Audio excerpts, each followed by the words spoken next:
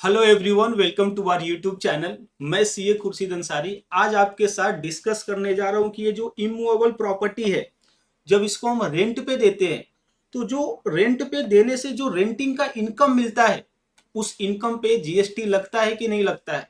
और अगर जो जीएसटी लगता है तो फॉरवर्ड चार्ज में लगता है कि रिवर्स चार्ज में लगता है। मैं बता दूं, ये जो रेंटिंग ऑफ इमूवेबल वाला टॉपिक है जीएसटी में, वो धीरे धीरे डिफिकल्ट होते जा रहा है। क्या इसका रीजन है? तो रीजन बहुत ही सिंपल है कि जो गवर्नमेंट है ना, इसके लिए बहुत सारे लॉ ला रही है। कभी बोलती है इमूवेबल प्रॉपर्टी अगर जो रेसिडेंस के लिए दिए हो तो नहीं टैक्सेबल है, देन थोड़े टाइम पे आकर के बात करती है कि नहीं ये भी टैक्सेबल है। ओके, तो धीरे धीरे ये बहुत ही डिफिकल्ट हो गया है। तो हमने क्या किया है, इसका बहुत ही अच्छे से एनालिसिस किया है कि कब इमूवेबल प्रॉपर्टी को रेंट पे देने पे जीएसटी लगता है, कब नहीं लगता है, एंड देन लगता है तो उसको कौन भरता है। जो रेसिपिएंट है वो भरता है या जो सप्लायर है वो भरता है। ओके, तो यहाँ पे आप ये वीडियो देख लो, उसके बाद से जो रेंटल इनकम है इमूवेबल प्रॉपर्टी पे, उस पे जीएसटी लगेगा कि नहीं लगेगा, इसमें आपको कोई डाउट नहीं रह जाएगा। तो चलिए स्टार्ट करते हैं। तो सबसे पहले बात करते हैं कि जो ये इमूवेबल प्रॉपर्टी है जो हम रेंट पे लेते या देते हैं, उसको हम दो कैटेगरी में बांट सकते हैं साहब। तो देखिए, residential property, other than residential property.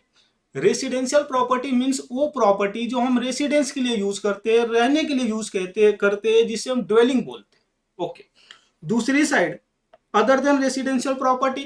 तो अदर देन रेसिडेंशियल प्रॉपर्टी वो प्रॉपर्टी होता है जिसको हम अपने बिजनेस के लिए यूज करते हैं, कमर्शियल पर्पस के लिए यूज करते हैं। फॉर एग्जाम्पल, हमने रेंट पे फैक्ट्री लिया है, हमने रेंट पे ऑफिस लिया है, या रेंट पे किसी को ऑफिस दिया है, फैक्ट्री दिया है। समझ रहे हैं? ऐसे कैटेगरी आते हैं अदर देन रेसिडेंशियल प्रॉपर्टी में। ओके, अभी देखो, एक बात बहुत ध्यान से समझ लीजिए। ये जो रेसिडेंशियल प्रॉपर्टी है, मैं सामने वाले को दो चीज के लिए दे सकता हूं। या तो वो रहने के लिए यूज करे, या फिर वो यहां से कमर्शियल एक्टिविटी करे। रेसिडेंशियल प्रॉपर्टी से कमर्शियल एक्टिविटी, इस बात को ध्यान में रखना आप, क्योंकि जो जीएसटी लॉ है ना, ये दोनों को बाइफरकेट करके बात करती है। ओके, तो आगे बढ़ते हैं। अभी देखिए, अगर जो मैं टैक्सीबिलिटी की बात करूं, अगर मैं टैक्सीबिलिटी की बात करूं, तो यहां पे क्या हो रहा है, बिफोर जीएसटी एरा की पहले बात करते हैं कि जब भी जीएसटी नहीं था तब कैसे इमूवेबल प्रॉपर्टी के रेंट पे टैक्स लगता था। तो जो ड्वेलिंग हाउसेस थे, वहां पे कोई टैक्स ही नहीं था। ओके, और यहाँ पे जो other than residential dwelling houses थे, जिसको हम बिजनेस के लिए यूज करते थे, कमर्शियल पर्पस के लिए यूज करते थे, वहां पे सर्विस टैक्स लगता था। और उस सर्विस टैक्स कौन से रेट से लगता था? तो 15% के रेट से लगता था। ओके, ये तो जब भी जीएसटी नहीं आया था उसके पहले की बात है।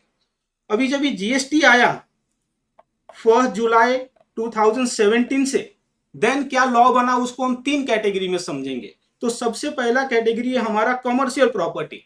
अगर जो कमर्शियल प्रॉपर्टी को रेंट पे लिया या दिया जा रहा है तो उस पे कैसे टैक्स लगेगा, उसकी बात करने जा रहे हैं साहब। तो देखो, इस केस में जो गवर्नमेंट है ना, नॉर्मली फॉरवर्ड चार्ज मैकेनिज्म के बेसिस पे टैक्स कलेक्ट करती है। देखो, इसका मतलब क्या होता है कि फॉरवर्ड चार्ज का मतलब क्या होता है और रिवर्स चार्ज का मतलब क्या होता है। एक एग्जांपल से मैं आपको 1 मिनट में समझा देता हूं। तो यहां पे आप देखेंगे तो क्या हो रहा है, इस एग्जांपल में एक सप्लायर है, एक ये सप्लायर है महाराष्ट्र से, और दूसरी साइड मिस्टर बी जो है वो रेसिपिएंट है, वो भी महाराष्ट्र से है। अभी यहाँ पे जो मिस्टर ए है, मिस्टर बी को गुड्स बेच रहे हैं 10,000 का। अब 10,000 पे जीएसटी लगने वाला है 18%। अब देखो, अब गुड्स है वो तो जीएसटी ला करके देगा नहीं गवर्नमेंट को, वो तो नॉन लिविंग थिंग्स है ना। तो जो गवर्नमेंट है वो जीएसटी या तो मिस्टर ए सप्लायर से कलेक्ट करेंगे, या फिर मिस्टर बी रेसिपिएंट से कलेक्ट करेंगे। कहने का मतलब क्या है, या तो सेलर से कलेक्ट करेंगे या तो बायर से कलेक्ट करेंगे। तो जब गवर्नमेंट जीएसटी सेलर से कलेक्ट करती है, सप्लायर से कलेक्ट करती है, तो उसे हम फॉरवर्ड चार्ज मैकेनिज्म के नाम से जानते हैं साहब। जब जीएसटी गवर्नमेंट रेसिपिएंट से, परचेसर से जब कलेक्ट करती है, तो उसे हम रिवर्स चार्ज के नाम से जानते हैं साहब। ओके, तो ये तो हो गया forward charge and reverse charge. अब फिर से अपने टॉपिक पे आते हैं। तो देखिए, तो जो कॉमर्शियल प्रॉपर्टी है अगर जो रेंट पे लिया और दिया जा रहा है, तो जो रेंट पे लगने वाला जीएसटी है गवर्नमेंट फॉरवर्ड चार्ज मैकेनिज्म में कलेक्ट करना प्रेफर करती है। तो फॉरवर्ड में करती है तो कौन है यहाँ पे सेलर होगा बताइए? तो लैंडलॉर्ड सेलर होने वाला है। ओके, क्योंकि वो सप्लायर ऑफ सर्विसेज है रेंटिंग का। ओके, तो देखो यहाँ पे चार सिचुएशन है और ये चार सिचुएशन में कैसे जीएसटी लगेगा उसकी बात की जा रही है। तो प्राइमा फेसी आप देखोगे ना तो कमर्शियल प्रॉपर्टी पे गवर्नमेंट टैक्स लगाती है।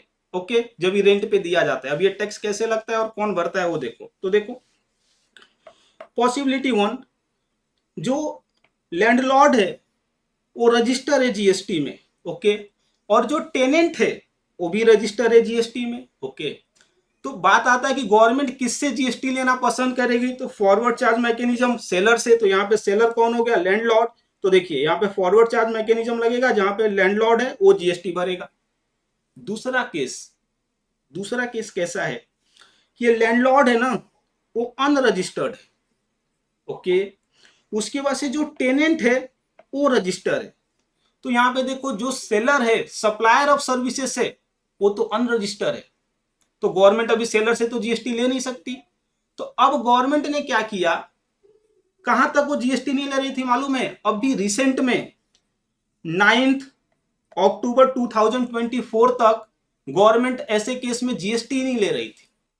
लेकिन इसके बाद से गवर्नमेंट ने क्या बोल दिया कि जब कमर्शियल प्रॉपर्टी को रेंट पे दिया जाए और जो लैंडलॉर्ड है वो अनरजिस्टर्ड हो और जो टेनेंट हो वो जीएसटी में रजिस्टर्ड हो, then in that case RCM के बेसिस पे जीएसटी लग जाएगा साहब। और ये कब से अप्लीकेबल होगा?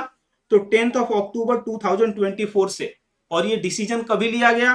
तो ये decision 54th GST council meeting में लिया गया साहब।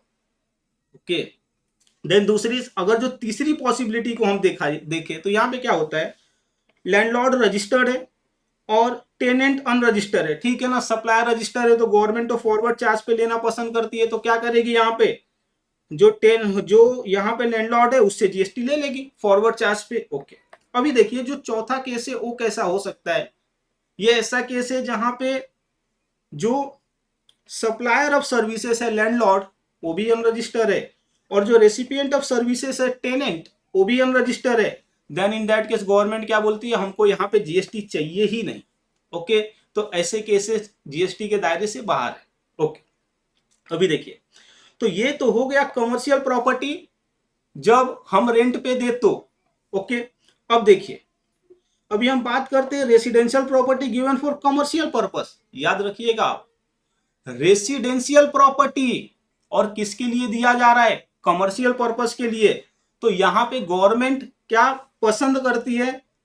रेसिडेंशियल प्रॉपर्टी के केस में आरसीएम के बेसिस पर टैक्स लगाना पसंद करती है। ओके, तो यहां पे भी चार सिचुएशन बनते हैं, चार पॉसिबिलिटी बनती है, एक एक को देखते जाते हैं। पहला पॉसिबिलिटी क्या है कि दोनों रजिस्टर है। तो दोनों रजिस्टर है तो गवर्नमेंट यहाँ पे आरसीएम लगाना पसंद करती है, इसीलिए क्या करेगी, आरसीएम में टेनेंट से जीएसटी ले लेगी। ओके, दूसरा केस क्या है, जो लैंडलॉर्ड है वो अनरजिस्टर है और टेनेंट रजिस्टर है। ठीक है, टेनेंट तो रजिस्टर है ना, तो इस केस में क्या करेगी गवर्नमेंट, आरसीएम में जीएसटी ले लेगी। ओके, देन जो तीसरा केस आता है, पॉसिबिलिटी नंबर 3, यहाँ पे लैंडलॉर्ड रजिस्टर है और टेनेंट है वो अनरजिस्टर है।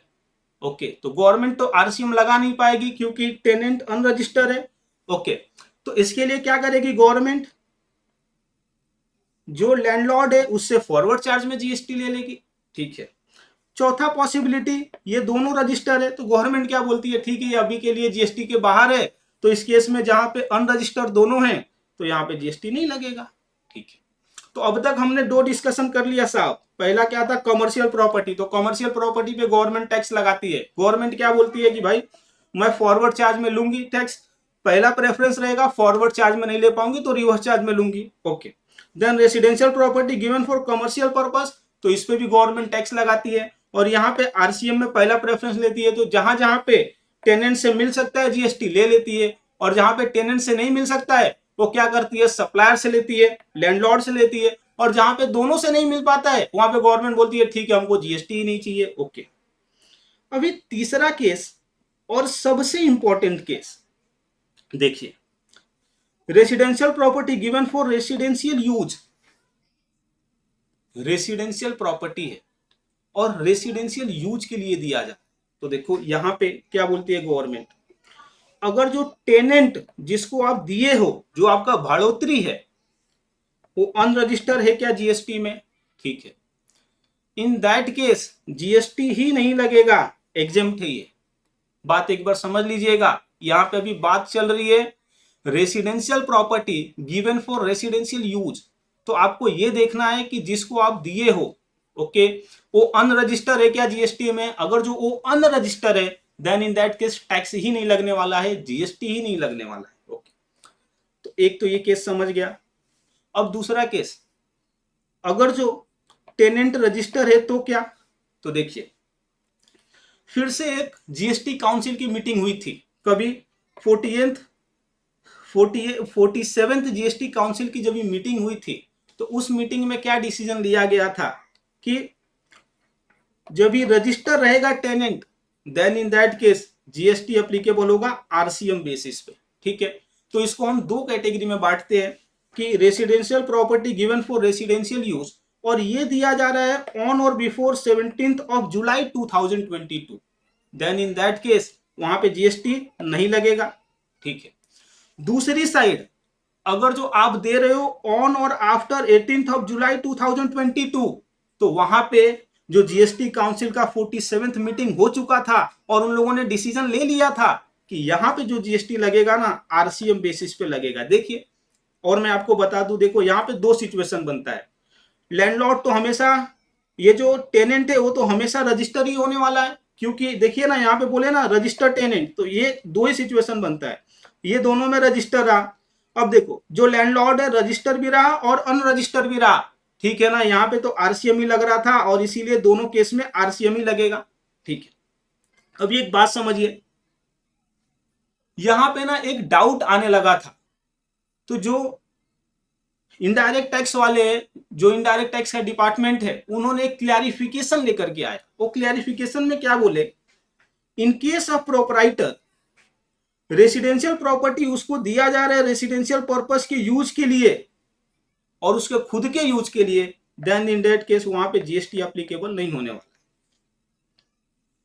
बात समझे आप लोग, कोई प्रोपराइटर है, ओके, और उसको रेंट पे कोई प्रॉपर्टी मिल रहा है रेसिडेंशियल प्रॉपर्टी और रेसिडेंशियल यूज के लिए, देन इन दैट केस उस पे जीएसटी नहीं लगेगा, ठीक है। आगे बढ़ते हैं, ये नोट को देख लेते हैं, आरसीएम का मतलब क्या। तो आरसीएम का मतलब यहां पे ये हुआ कि जो टेनेंट है वो जीएसटी भरेगा क्योंकि वो रेसिपिएंट है, ओके, परचेसर ऑफ सर्विसेज है। एंड एफसीएम का मतलब हुआ कि जो लैंडलॉर्ड है, सप्लायर है, वो जीएसटी भरेगा, ओके।